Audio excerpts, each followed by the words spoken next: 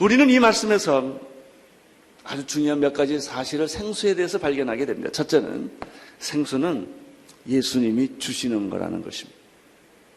야곱의 우물은 가서 물을 퍼오면 됩니다. 근데 그 물을 먹으면 다시 목마르다는 것입니다.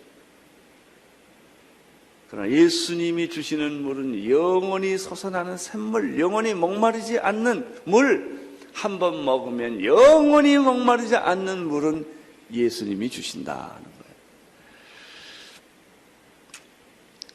요한복음 7장 37절 38절에 예수님이 이렇게 말씀하셨습니다. 명절 끝날 곧 큰 날에 예수께서 서서 외쳐 가라사대 누구든지 목마르거든 내게로 와서 마시라. 나를 믿는 자는 성령의 이름과 같이 그 부에서 생수의 강이 흘러 넘치리라. 누구든지 그 인생이 목마르거든 내게로 와서 마셔라. 예수님이 물이에요. 예수 믿는다는 말은 예수님을 마신다는 말이에요. 예수님이 떡을 줬어요. 이 떡을 먹으라고 그랬어요. 예수 믿는다는 건 예수를 먹는다는 거예요. 왜 많은 사람들이 예수를 모르는가? 이해하기 때문에. 아닙니다. 예수는 먹는 것이고요, 마시는 겁니다. 예수님이 내 안에 들어와서 피와 되고 살이 돼서 나와 함께 되는 것이 이 신앙의 경험이에요. 내가 신앙의 경험이 늘 목마른 것은 항상 그것은 하나의 객관적인 대상으로 진리로 정보로 그분을 알기 때문에 나하고 아무 상관이 없는 거예요. 남자 여자가요 아무리 서로 바라본다고 해서 임신되지 않아요. 아무리 커피 먹고 열심히 보세요. 임신되나? 안 됩니다. 만나야 되는 거하고 똑같아요. 신앙이란 관조가 아닙니다. 명상이 아닙니다. 묵상이 아니에요. 그것은 경험이에요. 나는 오늘 여러분들이 하나님을 만나는 축복이 있게 되기를 바랍니다. 영원한 생수. 바로 신앙은 하나의 어떤 객관적 진리가 아니에요. 이거는 주관적 경험이에요. 계시록 21장 6절에 또 내게 말씀하시되 이루었도다. 나는 알파와 오메가여 처음과 나중이라. 내가 생명수 샘물로 목마른 자에게 값없이 주리라. 이렇게 되어 있어요. 계시록에 보면. 이 말씀에 보면은 이 생명수는 첫째 예수님으로부터 오는 것이다. 두 번째 중요한 특징이 있어요. 값이 없다. 공짜다. 누구든지 제한이 없다. 누구든지 이 생명수를 먹으면 이렇게 되어 있어요. 마시면 목마른 사람은 누구든지 내게로 와서 마셔라. 값없이 주리라. 이렇게 되어 있어요. 값없이. 세 번째입니다. 예수님이 주는 물을 먹는 사람은 다시는 목마르지 않을 것이다. 이건 뭐가 같으냐면요. 히브리서 9장 11절 이하에 보면 염소와 송아지의 피로 아니하시고 구약의 제사는 매년마다 소와 양이나 이걸 죽여야 했어요. 피를 흘려야 했어요. 반복적인 제사를 드려야 했어요. 그렇지만 예수님은 어떤 제사를 우리에게 주었습니까? 그분은 단번에 완전히 영원한 속죄, 그걸 가리켜 영어로는 once for all이라고 그랬어요. 한 번에 내가 주는 물을 먹는 자는 한 번에 갈증이 영원히 해결된다. 내가 흘린 피는 또다시 여러분이 반복적인 율법적인 제사를 드릴 필요가 없다. 한 번에 영원히 다 이루었다.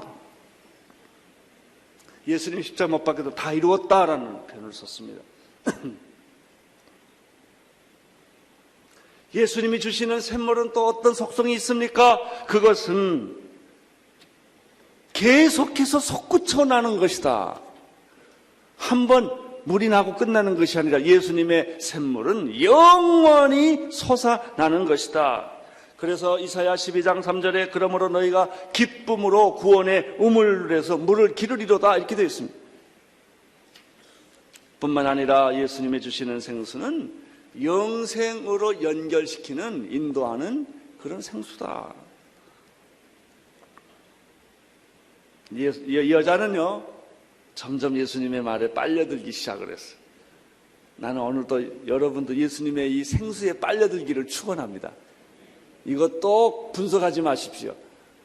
또 객관적으로 놓고 여러분이 이것을 생각을 한다면 여러분하고 아무 상관이 없게 될 것입니다.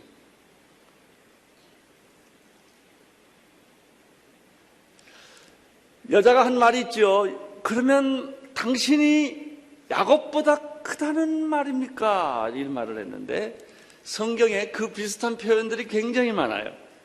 마태복음 12장 8절에는 당신은 성전보다 크신 분입니다. 이런 말이 있어요. 마태복음 12장 41절에는 요나보다 크시고요. 또 12장 42절에 보면 솔로몬보다 크십니다. 성전보다 크고 솔로몬보다 크고 요나보다 크시고 또 요한복음 8장에는 아브라함보다 크시고 오늘 요한복음 4장에는 야곱보다 크고 히브리서 3장 3절에는 모세의 영광보다 비교할 수 없이 그분의 영광은 크다 이렇게 표현됐어요. 나는 점점 여러분들의 눈이 열리기를 축원합니다. 이성적이고 상식적인 눈에서부터 영적인 눈으로, 믿음의 눈으로 여러분이 생각하는 틀은 우리는 너무나 세상에 오래 젖어왔어요. 우리는 세상의 학문에 너무나 익숙했어요. 세상의 방법과 사고방식에 너무나 익숙했어요. 우리의 보는 관점은 그런 관점에서 자꾸 보기 때문에 이 관점이 문제예요. 우리가 믿음의 관점에서 할 능력이 없어요. 그런 경험도 없고. 그래서 매사가 믿음으로 갔다가는 돌아오고 내가 서 있는 자리가 하나님이 아니고 사탄의 자리예요. 하늘나라가 아니고 세상의 자리예요. 인본주의적인 사고 속에서 늘 내가 사고해왔기 때문에 그렇게 늘 생각하다 보니까 잘 가다가도 미끄러지고 돌아오고 이제 될만 하면 뒤돌아서고 그래요. 그래서 교회 10년 다녀봐야 아무런 의미가 없어요. 맨날 거기서 뱅뱅뱅 도니까. 오늘 나는 여러분들이 탈출하기를 바랍니다. 네? 이제 믿음이 자라기를 바랍니다. 이 여자가 드디어 15절에서 굴복을 합니다. 굴복. 어떤 굴복을 합니까? 15절 보십시오. 여자가 가로되 주여 이런 물을 내게 주사 목마르지도 않고 또 여기 물길로 오지 않게 하옵소서. 이제 이 여자가 조금 발전을 했습니다. 처음에는 거부하다가 두 번째는 호기심을 갖다가 세 번째는 적극적으로 한 발을 더 내딛는 거예요. 주여 이런 물을 내게 주십시오. 생수가 있다면 이제 이 여자가 말합니다. 내게 생수를 주십시오. 그래서 목마르지도 않게 해주시고 또 여기 물길로 다시 오지도 않게 해 주십시오. 드디어 이 여자가 걸렸어요. 나는 여러분이 오늘 걸리기를 축원합니다. 하나님의 던지신 낚시밥에 탁 물리기를 바랍니다. 자꾸 요리요리 입질만 하지 마시고 걸리세요. 그런데 예수님이 청청벼락 같은 말을 해요. 걸렸다 싶더니 내 남편을 데려와라. 이러고. 다음 단계로 여자를 끌고 가는 거예요. 과거가 정리되지 않고는 미래가 없다는 거예요. 그래서 예수님이 이 여자가 전혀 생각하지 못했던 허를 찌르는 거예요. 왜 이렇게 예수님이 허를 찌를까요? 사실은 이 여자를 묶고 있는 게 과거였기 때문에, 죄책감이었기 때문에, 자기 비밀을 다 숨기고 병의 근원은 숨기고 현상만 가지고 얘기를 했기 때문에. 여러분, 저는 옛날에 폐결핵을 아파본 적이 있는데요, 미열이 나고 피곤하고 해열제 먹는다고 폐결핵이 낫겠어요? 그 현상만 없앤다고? 근본적으로 내 안에는 폐병이 있는데 이 병을 고쳐야지 현상만 고친다고 고쳐집니까? 대부분의 많은 사람들은 구원은 현상을 고치는 거예요. 그것이 종교고 그것이 구원이라고 생각하는 거예요. 그거 아무리 고쳐봐야 소용이 없는 거예요. 해열제 약 기운이 떨어지면 또 열이 나는 거예요. 예수님이 이 여자의 본질을 치유하기를 원하셨어요. 과거를 치유하기를 원하셨어요. 그래서 예수님이 말합니다. 내 남편을 데려와라.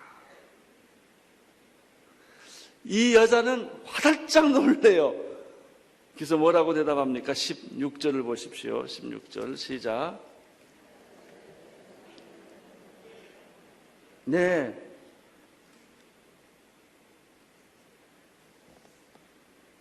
나는 남편이 없습니다. 여러분, 진짜 신앙은 여기서부터 시작됩니다. 당신의 과거가 청산되어야 되고 정리되어야 하고 회개가 일어나야만 구원은 이루어진다. 근데 예수님이 처음부터 내 남편 데려와라 이렇게 말했더라면 여자는 도망가고 말았을 거예요. 이제 여자는 도망갈 수 없어요. 예수님께 붙잡혔으니.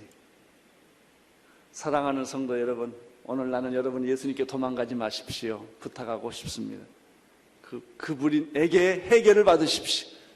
여러분의 과거를 치유하고 회복하고 그리고 예수님이 주시는 영원한 샘물, 목마르지 않는 샘물, 이 샘물을 먹고 마시고 구원의 축복 속에 들어오시기를 축원합니다.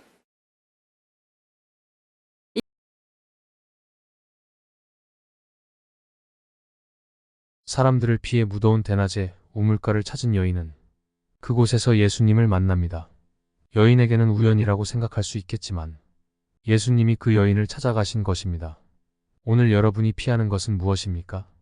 여인이 사람들을 피했던 것처럼 여러분을 힘들게 하는 것은 무엇입니까? 오늘 예수님을 만나 보십시오. 마음의 상처와 고민을 시원하게 해결해 줄 주님의 생수를 만나보세요.